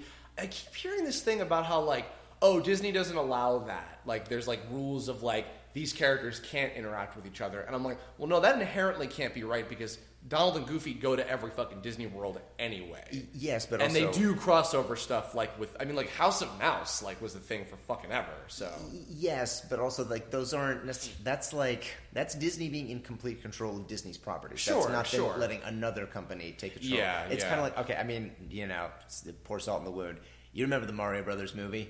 You know what I mean? Yep. Where it's like they're like, we're going to trust our beloved franchise with somebody else, and it turned into a thing that they weren't proud of. Sure, yeah, and I mean, well, and it's interesting because on side note, Miyamoto is like an executive producer on the new Mario movie that Illumination is doing. Right now, interesting thing about that though, from what I've seen, you know. And I'm not comparing Shigeru Miyamoto to George Lucas. Don't fucking crucify me. But sometimes you get the George Lucas syndrome where the creator is too involved, and then you get the Star Wars sequels or prequels, rather. Excuse me. Yeah, that's an issue. And even, I mean, I've gone on and on about this in my reviews with Vegito EX and all them on the Dragon Ball Super arcs. But like some of Toriyama's decisions that like they had to abide by in telling the story on Super were not great ideas, but they were his ideas. So it depends, and it doesn't depend on you know there's a middle ground where it's like perfect. I think. Personally, I like the characters being to their own worlds because it keeps a level of like cohesion, I guess you could say. Yeah, but we've had like so many games Sure, with that. sure. You know what I mean? That's why I'm like, I would love it if they went like, what's it called? Disney Infinity, I think. Oh yeah, Where it's just like, here's all the characters, go nuts. Yeah, it's literally a toy box. Yeah, like I would love that concept. I would say, okay, if I had to sacrifice Disney worlds, like okay, to keep it. But see, it's part of the appeal to a lot of the casual audience too. That's the problem. Is like I would be cool if it was just like the plot centric ones, Mickey, Donald, Goofy, and the Disney Castle people, and like Yen Sid, like the ones that are like directly related to like the story stuff that's going, and Maleficent and Pete, obviously. But then it's also like, well, if you're going to keep them, why would you not continue to have other Disney worlds and things? So then that comes the argument of, like, what if they just weren't there at all?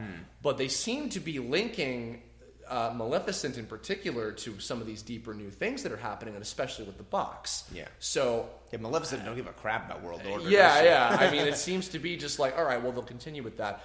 But the other thing is, there's this stuff with The World Ends With You.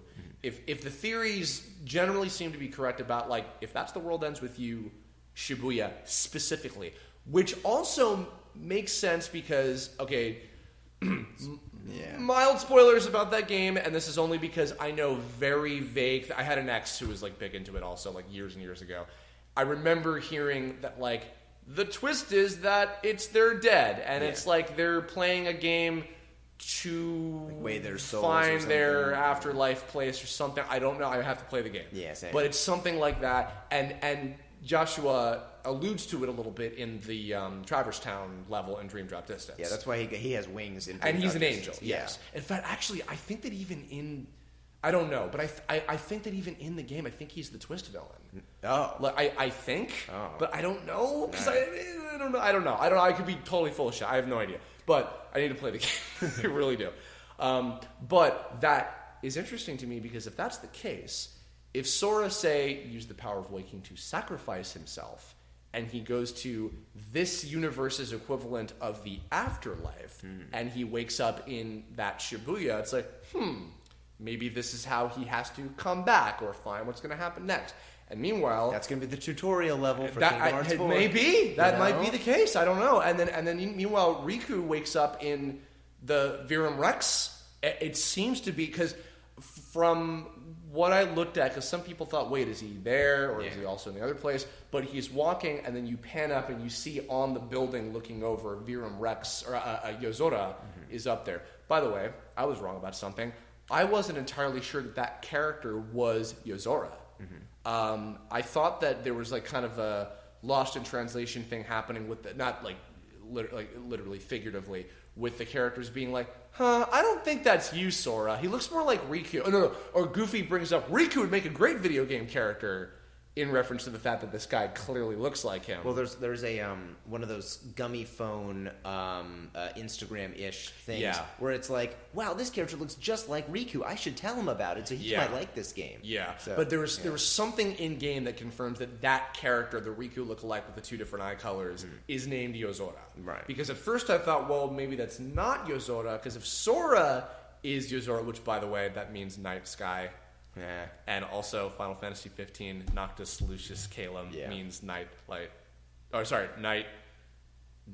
Noctis is night, Lucius is light, and then night, light, sky. That was it. Noctis Lucius Calum, because Calum, Stairway to Heaven, or Stairway to the Sky. Ha ha ha. They're all connected. Yeah, everything's connected. And so where was Noctis? Where was he? And then it turns out he's the master of masters. Ray Chase, we love you. Hey, maybe he'll actually hear this again like he did last time. Hi, Ray. Ray Chase, if you hear this, you're lovely. And can I just continue to remind you how fucking committed that Roy scream is in Smash? You're truly the best, seriously. Anyway, Christ almighty. I'm listening an hour and 22 fucking minutes into this. Okay, so what do we think? What's next? What are they gonna fucking do? And I could be wrong on this too. I think glancing through the Ultimania translations as they are so far, I don't think we're jumping straight into 4. I would be inclined to agree. Yeah, 3.2 Electric Boogaloo. Bye. We already talked about this. Bye. I actually think that there could be something, not even just with what we have now, but leading up to how we get to the secret ending. I think there might much like how the secret ending of 1 was stuff that happened between 1 and 2, as it ultimately turned out. The deep dive, another side, another story thing is technically stuff that is before 2 starts.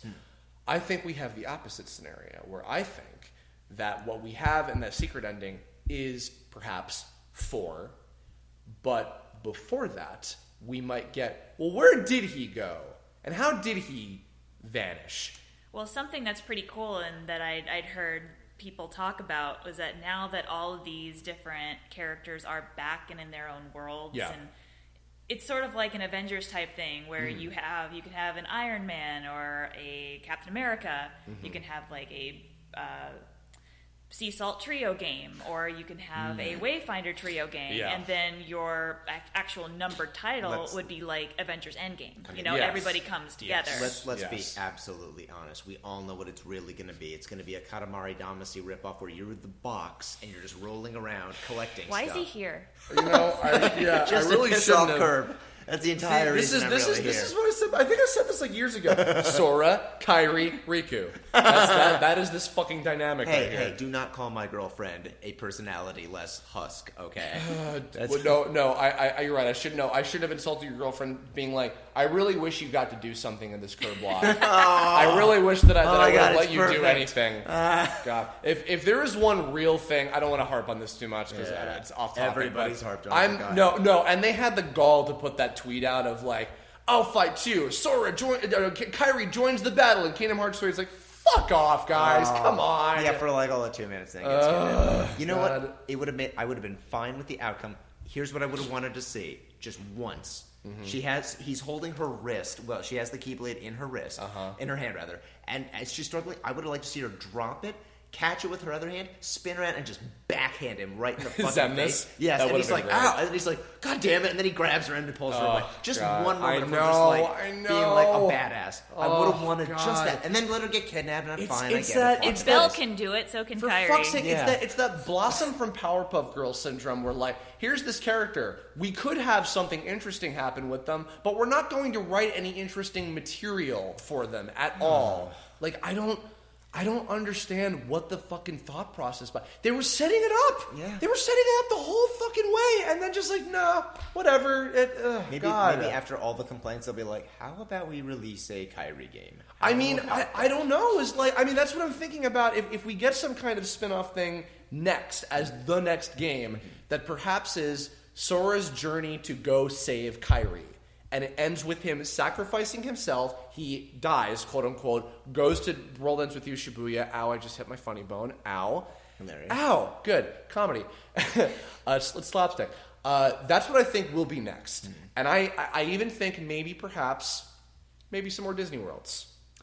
And maybe they'll be at that crossroads of like, what do we do after that? Wait, you talking about DLC? No. As far as the next game goes, I think it will be a spin-off. And I personally think it will be about Sora going off to save. It will end with Sora saving Kairi's life, getting the actual power of awakening, like the true whatever it is that he clearly wasn't doing right this whole fucking time. And then it will connect to the ending of 3, where everybody's back, everybody's cool, Kairi goes back to the island, and Sora's the one who's not there because he sacrificed himself. Right. By the way, I'd like to point out, and this goes into another discussion about like the shippy shit, but I feel like that scene where, I thought this until one of those interviews. Amy and I made this joke of like the scene where they share the papu fruit. I think I made some thing where I was like, if this were an American production, this would be where they kiss. I really thought that. Because seriously, we were like, oh. And then in the ending, we were so sure, like, here it comes, they're gonna kiss. And no, I want you for a lifetime. And I'm like, all right, good, great. Anyway, but it's interesting because, and a friend of mine and I had a conversation about like, it was disappointing for a lot of reasons as to how like some of the relationshipy stuff was like not what it could have or maybe should have, or how, I don't know. It's frustrating. It was frustrating as how it turned out. I'll put it that way. But apparently there was one of those interviews in the Ultimania was with the Japanese voice actors of Sora and Kairi. And they mentioned that they recorded 2 different versions of that scene where they share the Paopu fruit. And apparently, in fact, I'm even going to, real quick, I'm going to see if I can look it up real quick.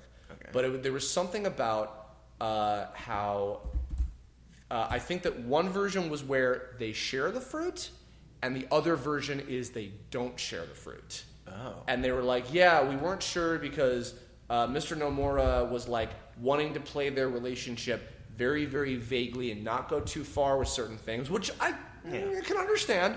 And there was certain things with it where they had like options, and then he ultimately, we were like, yeah, we were surprised he ultimately went with the option that he went with of the 2 that we did. Wait, was this thing where it's like they weren't going to kiss? Is that the one? It's before they go to the final battle, No. they share the fruit. Right. Yeah, no, I'm talking about the alternate one that didn't get used. Is that the one where Sora says he's saving himself for Riku? Is that? I don't know why you keep having me for a minute. You keep having me. I want you for a keep lifetime. Having me. I want to fool you for a lifetime. Look, man, my headcanon is still that they're in a monogamous relationship. That's still my polyamorous? Jam. Yes. Yeah. All 3 of them, yeah. Okay. But Heather, while I search for this real quick, what do you think? Yeah, what do you think, Heather? About everything. I don't even know where we are. are. What do you think about life in general? What do you think is going to be next in terms of that was the main point we were getting to, is what do you think will be next? Yeah. I really don't know. I mean, I'm excited about the fact that we really don't have any portable or handheld consoles right now. Oh, Switch. Nintendo Switch. That is a handheld. Well, but it's still a console, though. It's not like a DS or Well, a actually, PSP. Quick note about that is there are heavy rumors that there may or may not be ports of the HD collections of 1.5 and 2.5 coming to Switch. Interesting. Which we'll see what happens if that has anything to do with Smash Brothers. I'm not holding my fucking breath, but that would be really cool. We'll see. That would be very neat. But my point is, like, people don't have to buy these other handheld devices to play these other games that may or may not come out. That so is if true. they don't jump straight to a numbered title, which I don't think they will, I'm okay with it, because it would probably just be something that's on PS4 or maybe PS5 by the time we get there, or the new Xbox. Here's something real quick. Actually, I want to even do something cute with this.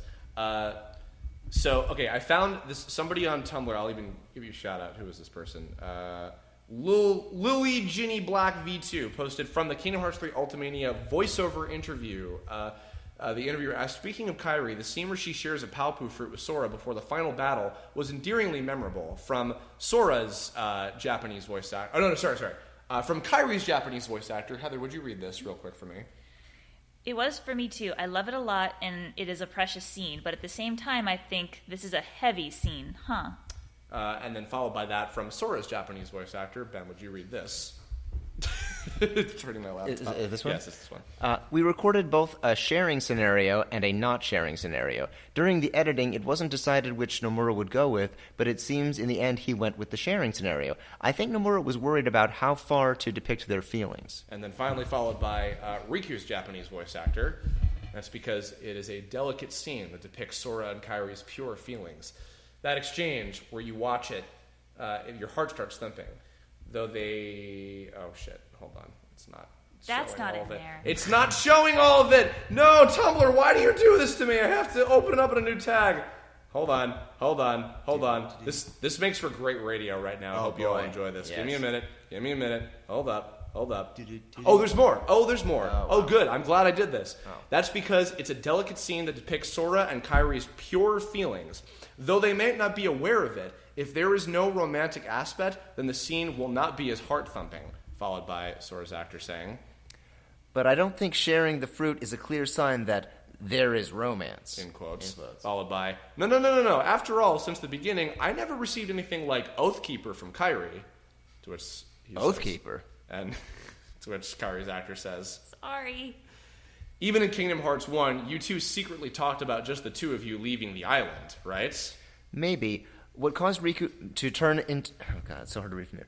Maybe. What caused Riku to turn to the darkness was Kairi. Seeing Sora getting along so well with Kairi, Riku started to feel lonely, no? and then Kairi at the end. I see. It might have been my fault then, huh? Yeah, they're just joking around at this point. Yeah. It was cute. Here you go. Somebody animate that. Please just don't. kidding, don't. Yeah. Don't get us into legal trouble. I'm sorry. Anyway, do you want me to cut that? No, you can. Okay. Just don't animate that mainly because that was not good. Sorry. Anyway, yeah. Point being that that is interesting to me. I actually wonder about like maybe how many cases they've had like that where like let's do a couple different versions of this in case. Depending on what direction we want to go with it. I mean, the characters have been very much like, I don't want to say asexual, but non-sexual. Like, there's no real, like, everything is very sweet and innocent, I think, in the games. Like Kairi and him sharing a Pao-Poo fruit, that is as close to, like, kissing or making out as we're ever going to get in this series. It's I love you in a friend way, in a we're very close, and that's as far as things are going to get. See, this is a little off topic, but, like, so the conversation I had with the other friend of mine about this stuff, we were talking about, like, it kind of sucks that, like, it was disappointing that, like, they were setting up some shippy stuff, didn't end up going anywhere too far with it, and then they kill off Kairi, and it's like, and then Sora comes back, blah, blah, blah, whatever. Because to me, I thought they set up the stuff in the first game with Sora and Kairi, and then they kind of don't really come back to it much in the other ones. Yeah. And especially because that scene in 2 with, I looked everywhere for Eureka, and he's, like, really, really upset. After just finally seeing Kairi after 2 years, and he's like, "Oh, hey, wow, Kairi." Hey, yeah, it's like the VG But he Cats knew comic Kairi was or whatever." okay. Yes, which fair enough, and I've talked about that ad nauseum. But it's interesting to me because I always thought it was a matter of like, well, maybe they chose to have all of the relationships with all of the different characters be intentionally kind of vague, so you could interpret them whatever way you want them to be. That's possible. That's what I thought. Yeah. And then in 3, I mean, in the opening of 3, they show the scene of her drawing the stuff on the wall when she's little and crying about it. And I'm like, oh, okay, they're bringing it back. And then they have all these scenes. And I mean, the part where she rescues Sora after the Lich stuff. Yeah. And he's remembering love scenes with Eugene and Rapunzel, and then the stuff with the Frozen sisters and everything. And he mentions earlier, I may have a lot to learn about love. He mentions that specifically, and then flashes back to these particular scenes, and it's like, huh, okay. So it seems like that's the direction they're going with it, but then what happens, and it's like, oh, cool. Wah. Well, I mean, But, I have a feeling that they are never going to take it past that in terms of romance, because that's not really what these games are about. It's not really. No, it's really more about, if there's any kind of power, it'd be like the power of friendship, not the power of romantic love, which is fine. It's just, it's just not really a theme. So there's value in that, certainly. Yes, of course, but like also, Axel and Syx are totally gay. I don't care what anybody says. Oh, just because he held him in his arms, while he was fading away. Listen. They show up. They walk in Birth by Sleep, and I'm like, they're boyfriends. You can't fucking tell me anything else. I don't give a shit.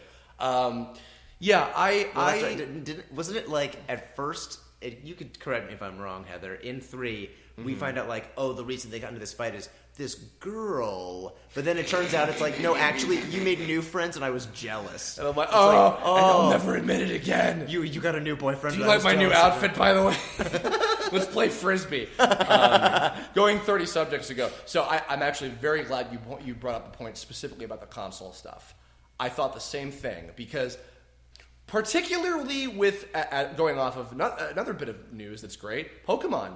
The new Pokemon game ain't on a handheld console. It's not on the 3DS. It's on the Switch. Yep. That is the final nail in the coffin for handheld gaming as it is. Like, it's different because the Switch counts as both. Yeah. But the 3D, let's be real, the 3DS is going to be on its way out. Oh, yeah. The PS Vita, does anybody use that shit anymore? Not Probably really, not. no. So, and because handheld gaming is changed, it's mobile gaming now. Yeah, it's about the cell phones. Yeah, and the mobile game that we have for Kingdom Hearts is Union Cross. Yep. That's as it is, and it's going to keep updating as it is. Mm-hmm. So I would be inclined to agree. I think that the next game, while it may not be 4, I think it will be consoles, and I think it will be a connector to the next thing. I would love a console game of Union Cross. Yeah? Of just like all the plot points. Of the relevant stuff. Yeah. Sure. Yeah. I mean, your player character would have to be very disposable. Specific, yeah. Well, yeah, that makes sense. I don't know. I mean, the reason I would love that for my own convenience. I feel like they're not going to do that because they want people to play the cell phone game. Like, I mean, back cover showed a lot of stuff, but back cover was also a commercial for, like, see the rest of what happens in the cell phone game. So, like, maybe we'll be lucky and we'll get some kind of other movie thing. That would be cool, but I don't see them... Again, just going back to my Red Dead Redemption 2, like, that's a prequel to the Red Dead, but they had to get a protagonist that wasn't going to be in the original game. And then they did a really good job with it. Yeah, so yeah, of course. I feel like they could do that with Union Cross, Amy, too. Amy was so pissed that, like, but I like Arthur. I don't want I John. love Arthur. Oh, no, Arthur's... Yeah, he's the main guy. She's like, I miss Arthur. I don't give a shit about John. I want all my old horses have been deleted. This fucking sucks. I hate Micah. Okay, going on. Well, he's also a piece of shit, but, you know. But that's part of the game. It's delivered. I that's kind of what I hope. I mean, you know, Nomura has definitely said in one of the recent... I think it was, excuse me, not an interview in the Ultimania, but I think with a gaming magazine. Kingdom Hearts Insider recently translated it a little... Or they linked to some translation of that. I forget who does what. I'm not trying to miscredit things. Sorry, guys. There was something where he mentioned, like, the future of the franchise, we really don't know what will be next. We have, or rather, like, I'm sure they have ideas, but they have not decided on what will be next. So currently, the focus is on the 3 DLC, which I'm fine with. I would love to have more because I really, really, as far as going back to, like, the post-mortem theme of this discussion, I loved this game a lot. And I'm happy to go back and play it. In fact, you know what? Now I'm thinking when the DLC comes out, what I might do is just play the whole game again.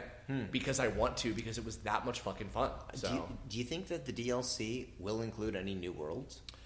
I think it is possible. I'm not betting too hard on it necessarily. See, I could see them doing kind of like 4 DLC, like a Lion King 2 from 2, or a Lion King from Kingdom Hearts 2 type world where it's like, there is no organization presence, it's just kind of there. Sure, yeah. But I could see them adding in worlds just like exploring that. Stuff, where it's just like, hey, here's a new thing. Well, it depends. Well, because, like, okay, so if we go off the assumption that maybe it's like the way the final mix features were. So, particularly because I liked how Kingdom Hearts 2 final mix handled this stuff. Kingdom Hearts 2 Final Mix added cutscenes in between, scattered throughout stuff that, like, filled in other blanks. Yeah. The fact that he specifically mentioned, well, the stuff with Xion, for example, will be explained through some of the DLC stuff. I thought it was where Roxas came from. Is what Xion, specifically, yes. Okay. And the fact that he mentioned that, he said, like, you can figure it on your own, but it will be explained more in DLC. That to me says, okay, maybe we'll get some additional cutscenes between certain moments that will go more in depth about, like, well, what was the deal with that? You know, pardon me. So I'm hoping at least that for sure. Probably some extra bosses. I don't necessarily know if, as in disagreeing with the theory about the infernal heartless thing, I feel like maybe that just might be like, here's a cool creature that you get to fight against. Because, you know, some of the secret bosses we had in previous games were just like a monster that you fight against, like the Phantom and like Kurt Zisa. Those weren't like related to the plot necessarily. They were just bosses. Yeah. Not to say that maybe that isn't the case, but it's just a heartless. Yeah, so who knows? It could be. And also, quite frankly, if that was the heartless of the Master of Masters, bitch wasn't very strong. It took Amy like 3 tries to beat that thing. So, but yeah, I feel like I think we've talked about everything. Is there anything else we're missing? Well, I don't know. I mean, overall, to bring things all the way back to the beginning. Sure. I liked the game. Me too. I thought it was it was really pretty. I thought it was really fun. I thought they did the best damn job they possibly could to like bring everything to a close. And well, hey, it's not perfect. What do you freaking want? Yeah. And it's a good game. And I'm actually, like, a lot of people were quote unquote disappointed with it. I wasn't. I thought it was damn cool. Oh, yeah. I liked it. I mean, yeah, I think certainly, especially off the cuff of like, oh, all this time of waiting, you know, but like, I mean, IMO, like, even for it not being perfect, which it isn't, it's also, in my opinion, the best Kingdom Hearts game ever made. I agree. I really liked it. Yeah. Things to take out of this Kirblog: good game, good acting, good level design. Micah sucks. Micah's the Master of Masters. Yes. I swear to you, while I was waiting for 3, I was playing Red Dead, and I kept going in my head thinking, what if I could whip out a Keyblade and just start beating Micah with it? Well, then you wouldn't be able to kill him because Keyblades don't really kill people. You bash the shit out of them and you set their hearts free. Micah has no heart. You really think about it. A Keyblade is like one of the most savage weapons on the face of the earth. It's just a blunt force object. Yeah, it's like hitting somebody with a baseball bat that also has teeth. It's just like, oh my god, like it's, in the games it's adorable. Right? Jesus. Like, like a baseball with spikes in it. That's basically what Sora's running around doing. Just would the Red Dead Redemption Keyblade, would that world's Keyblade just be like a bat with like the spikes, like the nails, like fucking nailed into it? It would be like a gun, and then like for like the teeth of the key, it would just be the tuberculosis disease, just like blown. I can't wait for a Pokemon Gun version. Yeah. I'm trying to think of a good team attack that Sora could do with Arthur. We're going a little off topic. But no, it's great. It's great. It's perfect. What would his team attack with us be? No. If there was a LA Kingdom Hearts world and you two were the partner characters, what would Sora's team attack with you two be? Wow, boy, that is real on the spot. The world needs to know this. Okay, wait. Team attack with both of us, or one or the other? But both of you with Sora.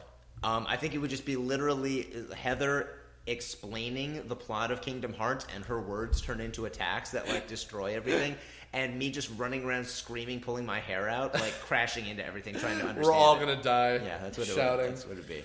I love it, guys. Thanks. No problem for joining for almost 2 hours.